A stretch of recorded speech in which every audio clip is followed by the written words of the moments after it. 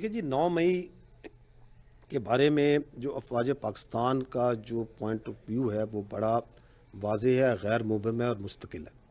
और वो ये है कि 9 मई अफवाज पाकिस्तान का मुकदमा नहीं, ये अवाम पाकिस्तान का मुकदमा है। ये बात क्लियर होनी चाहिए हमें, इसलिए क्योंकि अगर कोई जत्था, कोई मुसल्लह गिरोह, कोई पुरतशद्दुद गिरोह इस तरीके से अपनी मर्जी और सोच और मुसल्लत करना चाहे मुआशरे पे, और इस तर्ज अमल को कानून के मुताबिक और आइन के मुताबिक ना रोका जाए, तो आपके हमारे इस मुआशरे को हम किस तरफ लेके जाएंगे। 9 मई अफवाज पाकिस्तान का नहीं, अवाम पाकिस्तान का मुकदमा है। मंसूबा साजों को कैफरे किरदार तक पहुंचाया जाएगा। 9 मई में मुलविस लोगों को मिलिट्री कोर्ट्स ने सजा दी। मिलिट्री कोर्ट्स पर तनकीद करने वाले माजी में हक में थे। मिलिट्री कोर्ट्स आइन के मुताबिक कायम हैं। जो लोग कहते थे कि 9 मई फौज ने कराया है वो खुश हो जाएं, हमने अपने लोगों को सजा दे दी। जहरीला प्रोपेगेंडा करके नौजवानों को गुमराह किया गया। DGI SPR की न्यूज कॉन्फ्रेंस।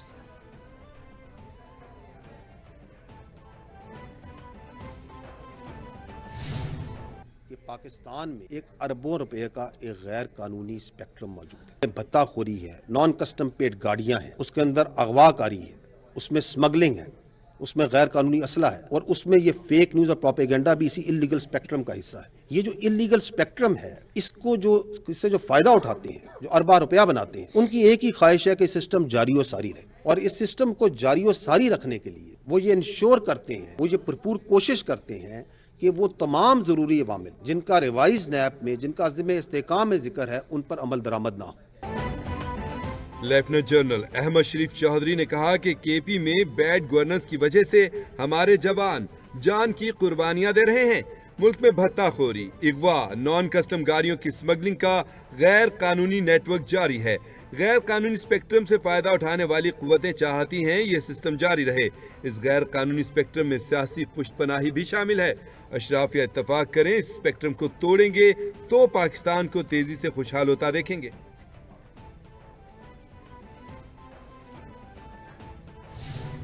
पाकिस्तान की तमाम तर कोशिशों और 12 रियासती सतह पर अफगान अबूरी हुकूमत को निशानदेही करने के, अफगानिस्तान की सरजमीन से फितनाल ख्वारिज और दीगर दहशतगर्द मुसलसल पाकिस्तान में दहशत गर्दाना कार्रवाइयाँ करते आ रहे हैं। दहशत गर्दी के वाक़यात के ताने बाने और शवाहिद अफगानिस्तान में मौजूद दहशत गर्दों की पनाहगाहों तक जाते हैं। आर्मी चीफ वाज़े और दो टोक मौक़िफ़ रखते हैं कि पाकिस्तान को कालेदम तंजीमों के लिए दस्तयाब पनाहगाहों, सहूलतकारी और अफगान सरजमीन से आज़ादाना कार्रवाइयों पर तहफ़्फ़ुज़ात हैं। पाकिस्तान अफगानिस्तान की खुद मुख्तारी का एहतराम करता है। हम चाहते हैं कि अफगानिस्तान खारजियों को पाकिस्तान पर फौकियत न दे। खारिज की वजह से मासूम पाकिस्तानियों की जानें जा रही हैं। इन खून आलूद हाथों को सरहद पार से तक़वियत मिले तो ये स्टेटस को काबिल कबूल नहीं।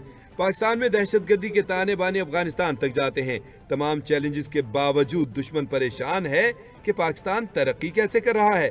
DGI SPR की मीडिया ब्रीफिंग। अमेरिका पाकिस्तानी मिसाइलों के पीछे क्यों? यहूदी एजेंट कौन? कैदी नंबर 804 की आलमी गूंज। डोनाल्ड ट्रंप के बाद जो बाइडन भी नाराज। फौजी अदालतें मुश्किल में, नया भौचाल आ गया। इमरान रियाज खान का दबंग तज्जिया सामने आ गया। मशहूर व्लॉगर इमरान रियाज खान ने कहा है कि बड़ा सवाल ये है कि अमेरिका ने पाकिस्तान के मिसाइल प्रोग्राम के ऊपर एतराज क्यों किया है। उन्होंने कहा कि पाकिस्तान में सियासतदान आपस में अक्सर झगड़ते रहते हैं, लेकिन इसका पाकिस्तान की सलामती से कोई ताल्लुक नहीं है। अगरचे अमेरिका इन चीजों को बाज़ औक़ात इस्तेमाल करता है, ये एक खुली हकीकत है, लेकिन पाकिस्तान के मिसाइल प्रोग्राम पर अमेरिका का एतराज बहुत पुराना है। जब पाकिस्तान ने एटमी धमाके किए उस वक्त भी अमेरिका ने बड़ा एतराज उठाया था। बादशाह पाकिस्तान पर यह भी इल्जाम लगा कि इसने अपनी मिसाइल टेक्नोलॉजी किसी और मुल्क को दे दी। वज़ीर-ए-आज़म शहबाज शरीफ कहते हैं कि अफगानिस्तान से बेहतर ताल्लुकात चाहते हैं। बदकिस्मती से कालेदम TTP आज भी अफगानिस्तान से ऑपरेट हो रही है। TTP अफगानिस्तान से पाकिस्तान के लोगों को शहीद कर रही है। एक तरफ बातचीत हो, दूसरी जानिब खुली छूट मिल जाए, ये काबिल कबूल नहीं। हम पाकिस्तान की सालमियत का दिफा करेंगे।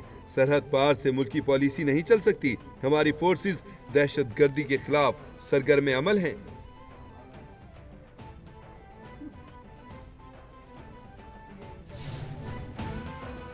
عالم اسلام کی پہلی خاتون وزیر اعظم بے نظیر بھٹو شہید کی 17ویں برسی آج منائی جا رہی ہے۔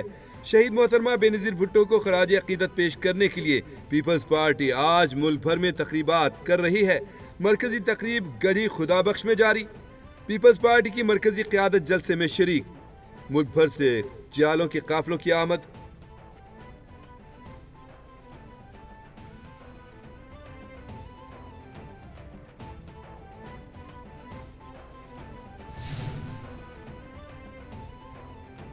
صدر مملکت آصف علی زرداری کی شہید محترمہ بے نظیر بھٹو کی 17ویں برسی کے موقع پر گڑھی خدا بخش بھٹو میں مزار پر حاضری۔ صدر مملکت نے شہید محترمہ بے نظیر بھٹو کے مزار پر فاتح خوانی کی، پھول چڑھائے۔ صدر مملکت نے شہید ذوالفقار علی بھٹو شہید اور دیگر شہداء کے مزاروں پر بھی پھول چڑھائے۔ صدر مملکت کی شہداء کے لیے بلندی درجات، ایصال ثواب کے لیے دعا۔ بھٹو خاندان کے شہداء کے لیے ایصال ثواب کی دعا بھی کی۔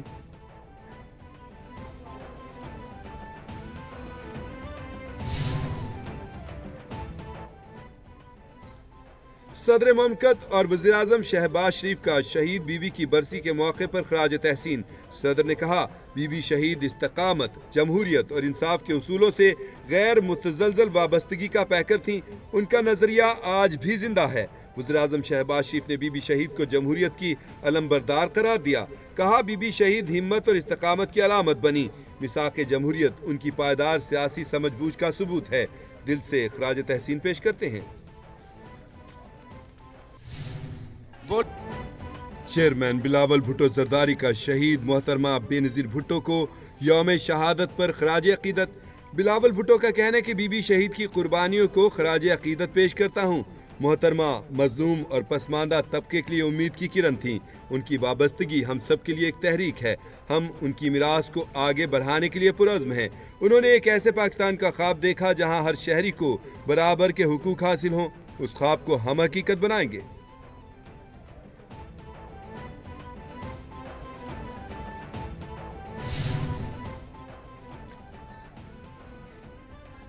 وزیر اعلیٰ پنجاب مریم نواز کی جانب سے بھی شہید محترمہ بے نظیر کو خراج تحسین پیش۔ وزیر اعلیٰ پنجاب کا کہنا ہے کہ شہید بے نظیر بھٹو پاکستانی خواتین کے لیے جرت اور ہمت کا استعارہ ہیں۔ بے نظیر بھٹو کی شہادت پاکستان کی سیاسی تاریخ کا المناک باب ہے۔ بے نظیر بھٹو نے ثابت کیا کہ خواتین ملک کی ترقی میں نمایاں کردار ادا کر سکتی ہیں۔ جمہوریت کے لیے ان کی خدمات ہمیشہ یاد رکھی جائیں گی۔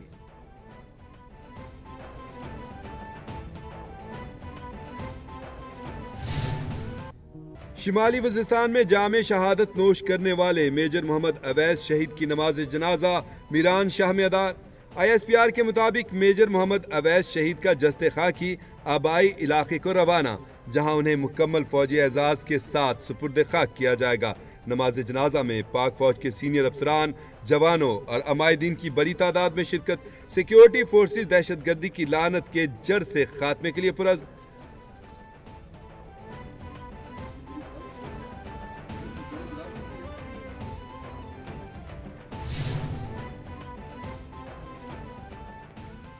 وزیراعظم کی زیر صدارت گیس سپلائی کے حوالے سے جائزہ اجلاس۔ وزیراعظم کا گھریلو صارفین کو گیس سپلائی میں کمی کی شکایات پر نوٹس۔ وزیراعظم نے موسم سرما میں گھریلو صارفین کو گیس کی بلا تعطل فراہمی کو فوری طور پر یقینی بنانے کی ہدایت کر دی۔ وزیراعظم نے کہا، ملک میں گیس کی فراہمی حکومت کی اولین ترجیح ہے۔